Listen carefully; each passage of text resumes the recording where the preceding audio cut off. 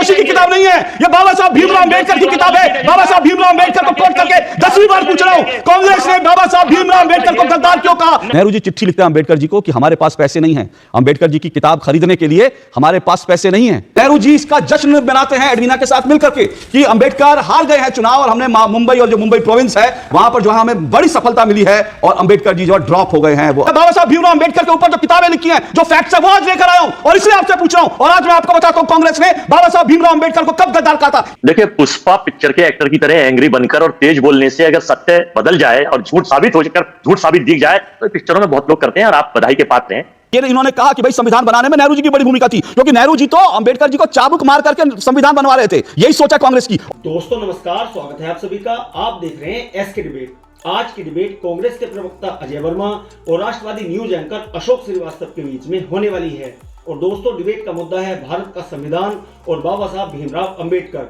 दोस्तों वीडियो बहुत मजेदार होने वाली है। आपसे अनुरोध है वीडियो को अंत तक जरूर देखें। वीडियो पसंद आए तो लाइक करें, शेयर करें, कमेंट करें और मेरे चैनल को सब्सक्राइब करें। तो दोस्तों मेन डिबेट स्टार्ट करते हैं। चलिए शुरू करते हैं। लोकसभा चुनाव में भी कांग्रेस की तरफ से एक एआई जनरेटेड वीडियो चलाया गया था जिसमें अमित शाह के जो बयान जो है वो बदल दिया गया था और इस तरह से चलाया गया था। आज एक बार फिर जो अमित शाह का जो 12 से 16 सेकंड का जो वीडियो चलाकर उसके ऊपर कांग्रेस पूरा हंगामा कर रही है, जबकि पूरा जो अगर ऑडियो सुनते हैं तो उसमें वो कह रहे हैं कि आप लीजिए, अच्छी बात है, आप लीजिए, बार बार लीजिए, नाम लीजिए, लेकिन कम से कम जो आपने गलत किया उसके बारे में तो देश को जानने का हक है।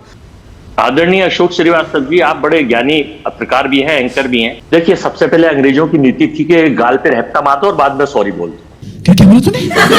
ये नहीं चलेगा इस देश में। कि भारत है ये संविधान से चलता, बाबा साहब के से। कि जो अपमान कल गृह मंत्री ने, भारत सरकार के गृह मंत्री ने, इतने योग्य गृह मंत्री हैं, उन्होंने बाबा साहब का वहां किया, उसके लिए उन्हें देश से माफी मांगनी पड़ेगी। और माफी मांगी उन्होंने, अप्रत्यक्ष रूप से मांगी, क्योंकि जो आज ये प्रेस करी गई, वरना क्या जरूर, अगर आपने कोई गलती नहीं करी ना कर देते तो क्यों प्रेस करके सफाई दे रहे। तो देश समझ गया कि गलती हुई उनसे। क्योंकि समस्या ये है कि मैं शायद नॉन बायोलॉजिकल और देवताओं के भी गुरु भगवान जी, बाबा जगन्नाथ के भी देवता और तीसरे जो टेलीप्रॉम्प्टर साहब के मित्र तो हैं और सब देश जानता है उन्हें। अरे कहना क्या चाहते हो? आज मैं कहता हूं आपने शुरुआत अच्छी करी, बाबा साहब भीमराव अंबेडकर के ऊपर आपने अच्छा ऐसे सुनाया, अच्छा आपने ऐसे सुनाया, मुझे बढ़िया लगा। लेकिन मैं आपसे एक सवाल पूछना चाहता हूं और मेरा बड़ा सीधा सपाट सवाल है कि अगर कांग्रेस को बाबा साहब भीमराव अंबेडकर की इतनी चिंता है तो कांग्रेस बाबा साहब भीमराव अंबेडकर को गद्दार क्यों कहती थी? इस सवाल का जवाब मैं सुनिए एक मिनट, मुझे सवाल पूछने से आप रोक नहीं सकते अजय वर्मा। और मैं सवाल आपकी तरह इधर उधर घुमा फिरा के किसी बच्चे का, 10वीं के बच्चे का एस्से लेकर नहीं आया हूं। मैं बाबा साहब भीमराव अंबेडकर के ऊपर जो किताबें लिखी हैं, जो फैक्ट्स है, वो आज लेकर आया हूं और इसलिए आपसे पूछ रहा हूं। और आज मैं आपको बताता हूं कांग्रेस ने बाबा साहब भीमराव अंबेडकर को कब गद्दार कहा था। ये छोड़ दीजिए, ये बाबा साहब भीमराव अंबेडकर ने खुद लिखा, मैं आपको बताता हूं, सुनिएगा ध्यान से।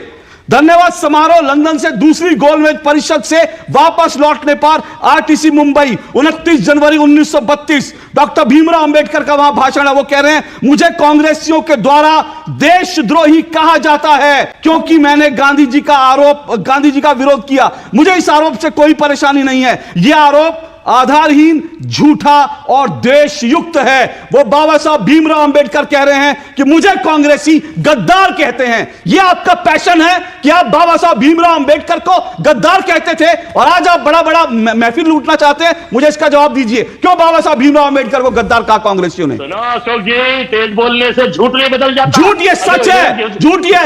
सुनो अशोक जी, देखिए, पुष्पा पिक्चर के एक्टर की तरह एंग्री बनकर और तेज बोलने से अगर सत्य बदल जाए और झूठ साबित हो जाकर झूठ साबित दिख जाए तो पिक्चरों में बहुत लोग करते हैं और आप बधाई के पात्र हैं कि जब आप एंग्री मैन होते हैं तो आपको ऐसा लगता है बीपी बहुत बड़ा हुआ है। चड्ढा समझाओ इसे, समझाओ। सुन लीजिए, कुछ पढ़ लिख कर आए हैं तो मेरे सवाल का जवाब दीजिए। मैं बाबा साहब भीमराव अंबेडकर को कोट कर रहा हूं और हिम्मत है तो जवाब दीजिए। झूठ कहने से झूठ नहीं हो जाता। आपने 10 बार झूठ कह दिया, झूठ नहीं हो जाता। बताइए, बाबा साहब भीमराव अंबेडकर को कांग्रेस ने गद्दार क्यों कहा? मेरे सवाल का सीधा जवाब दीजिए। बताएंगे। संघ बनाम स्वतंत्रता भी इनकी किताब पढ़ लीजिए। मैंने कहा कांग्रेस ने गद्दार क्यों कहा? कांग्रेस ने गद्दार क्यों कहा? कांग्रेस ने गद्दार क्यों कहा, मुझे बताइए। तेज बोलने से और हिरण मुझे कहा मैं फिर पूछ रहा हूं, मैं आपसे 5वीं बार पूछ रहा हूं, कांग्रेस ने बाबा साहब भीमराव अंबेडकर को गद्दार क्यों कहा? जो बाबा साहब की बेइज्जती मुझे की है, बताइए, तो कांग्रेस ने बाबा साहब भीमराव अंबेडकर को गद्दार क्यों कहा?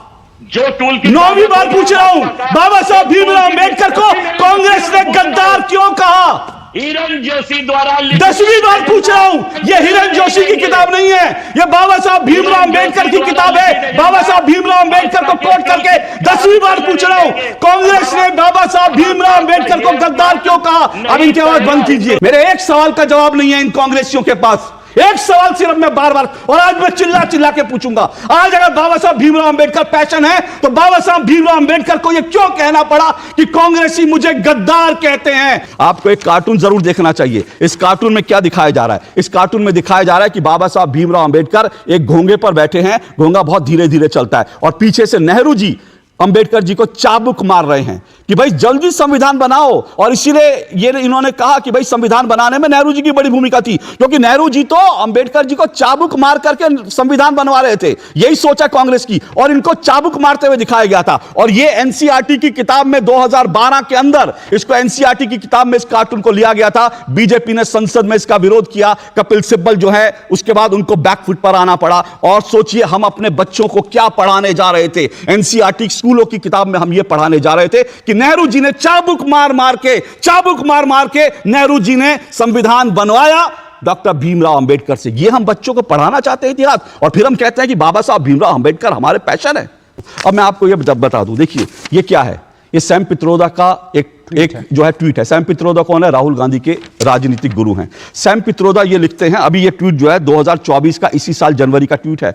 वो लिखते हैं, who contributed more to the constitution and its preamble? Nehru, not Ambedkar. यानी भारत के संविधान को लिखने में, उसके प्रेम्बल बनाने में नेहरू जी का बड़ा योगदान था, अंबेडकर का नहीं। भारत की जो मॉडर्न हिस्ट्री है उसका सबसे बड़ा झूठ कांग्रेस के नेता कह रहे हैं कि यह है कि बाबा साहब भीमराव अंबेडकर का बड़ा योगदान था। वो कहते हैं नहीं, नेहरू जी महान थे, नेहरू जी ने संविधान रचा। ये कांग्रेस, और ये मैं सिर्फ ये नहीं कह रहा हूं, ऐसा नहीं है कि ये सिर्फ जो है सिर्फ सैम पित्रोदा ने कहा था। मैं आपको एक और प्रमाण दिखाता हूं।